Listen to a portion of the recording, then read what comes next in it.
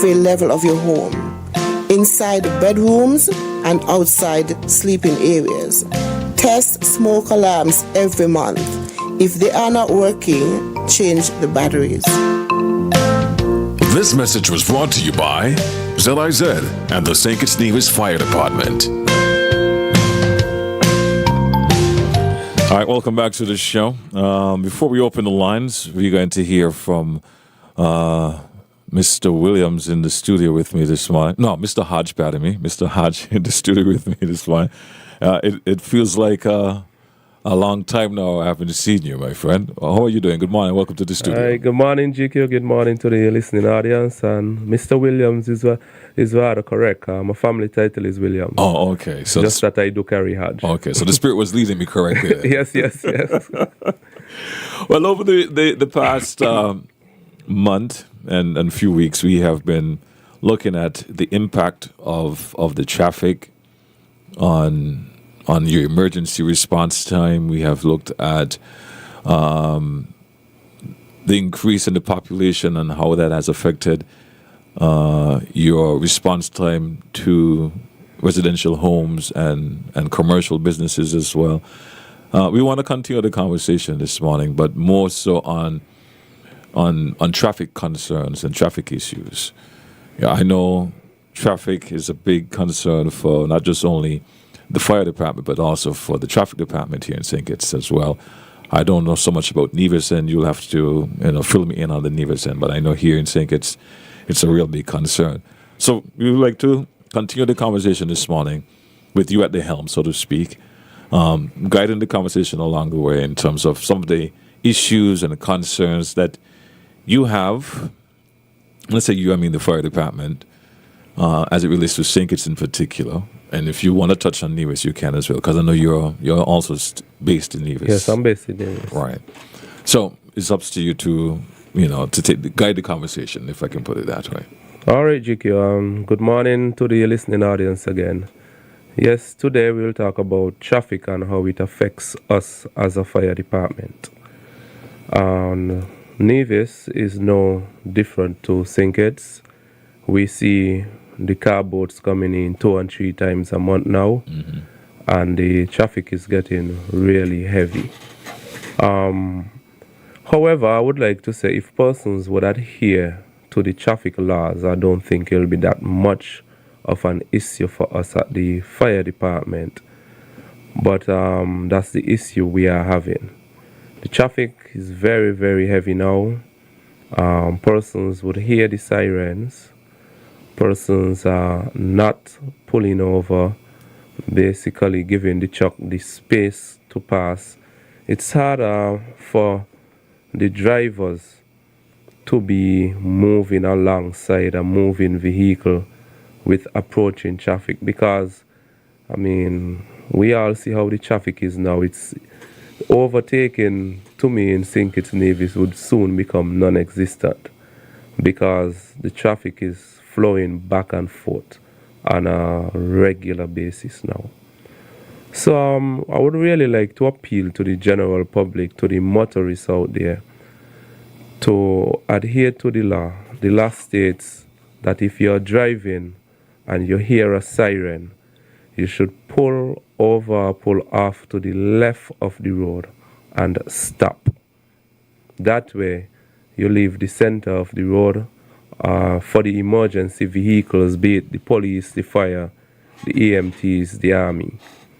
Whatever the emergency is, once you hear that siren, the law states that you should pull to the left of the road and stop. Not continue, not try to beat the approaching vehicle, because it could be detrimental not only to yourself but to the persons responding to whatever emergency they are going to, and it may cause them not to reach to that emergency. Have you tried any strategy to, curtail the behaviors of drivers while on the road? Well, for us as the fire department, our trucks record all of the traffic while we drive. So persons running up under the fire truck persons refusing to stop. All of the footage is being recorded. The trucks have on 4 cameras, back, front, and on either sides of it. That way too, we know when the drivers do foolishness, Right. when So they you- are at fault. So you're not just saying Yes. this for the sake of. You actually have proof. Yes. So if something is to happen, the cameras would be checked, and whomever is at fault would be prosecuted. What about the traffic department? Have you reached out to them with your concern in terms of some of the issues that you're facing to help them to help you guys curtail this as well? Well, I know of times where we would have contacted the traffic department, where persons would have refused to stop or may have caused a minor accident because of trying to beat the truck or, just not adhering to the law, which is, I don't think I could be repetitive enough in saying that. It says when you hear the siren, you pull to the left and you stop. Outside of that, you are in the wrong. So, yes, the traffic department would have been engaged on certain matters. Persons would have been prosecuted where, the truck may have had a tight squeeze and it might have caused it to touch a vehicle or something. That's because whomever was not adhering to the law. So, even though that would have happened, I'm not saying that our drivers are willful and it's not something for them just to go out and touch onto vehicles or anything. But every duty and attention must be exercised. However, if we are moving to an emergency, especially if it's not just going to a bushfire, and those bushfires could be real emergencies as well, as they could be approaching properties, as if you do not get there in a timely manner, it would get so much out of control that the amount of resources you would have to use. Whereas if you could have gotten there 5 minutes before, you could have gotten it over in half an hour, but just the extra 5 minutes caused you to be there for an hour, 2 hours, Right. based on the spread of that fire. Right. We just have about 5 more minutes left. For those of you who have any concerns about the issue that we have raised this morning, or any suggestions to give to the fire officer here in the studio so that he can take back to his subordinates and, his superiors. Yeah, superiors, pardon me. You can call in now, 465-2555, and our cell phone number is 662-8674. While we wait for some interaction, if any, this morning, I know the last time Mr. Clark was here, he indicated that you guys will be working on some public services announcements. Have you started working on that as yet? But before you answer, let's take this call. Good morning, you're live. Good morning, sir. Hey, good morning, sir. Good morning to you, Mr. Clark. Good morning to you, and it's Mr. Hodge, though. Oh, Mr. Hodge, I thought it was Mr. Clark. Sorry about that. I come in like GQ now. Anyhow, I too want to appeal to the general public because, as you rightly say, the life you save might be your very own. Sometimes, we take a lot of things for granted. I've been saying it over and over and over. And it's only necessary and important that persons, because you will hear the siren a distance away. It's not like the siren going to be on you immediately. So you have enough time to, as you rightly say, pull to the close to the left and stop. Because some people just feel like they can beat the emergency vehicles, and that is a dangerous practice. Very, very dangerous. So I too want to appeal to all of us. When we hear the siren, just do what is necessary so they can get the clearance and they can reach it. As you rightly say, something can happen. And because of someone tying up the traffic, that spread of, because fire spread in quick time. And the damage that can be done because of the time lapse is so important. So I too want to just appeal to all of us to understand where you all are coming from and just do what is necessary to help all of us. Thank you. Have a good day, gentlemen. All right, thank you for your call as well. We have time for at least maybe two more calls. Good morning, you're live. Yes, a blessed good morning, DQ, and your radio host.